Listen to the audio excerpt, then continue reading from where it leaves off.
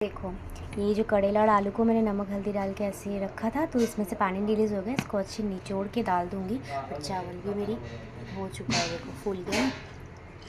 चलो इसको अभी फ्राई कर लेते हैं अच्छे से। इसको निचोड़ लेती हूँ पहले, तले की कड़वापन चला जाएगा। तेल भी मेरा गर्म हो चुका है। एक बार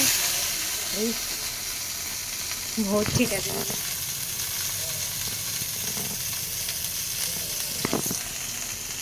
चलो इसको फ्राई होने देते हैं, थोड़ा सा ढक दूँगी अभी। थोड़ा सा होने देती हूँ, इसको फ्राई कर लेती हूँ पहले। कम तेल में ही करूँगी।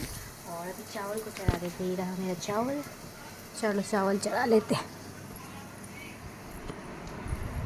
इंडक्शन भी मेरे रेडी हो चुके हैं। इंडक्शन में बना लूँगी क्योंकि गैस सेव होगा, यही और कुछ नहीं।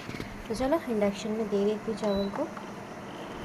बस अभी वहाँ पे करेला आलू भुजिया, साथ में चावल, और एक करी तो है ही, कल रात की बची हुई थी। बस इसी से आज कर लूँगी लंच फटाफट। तो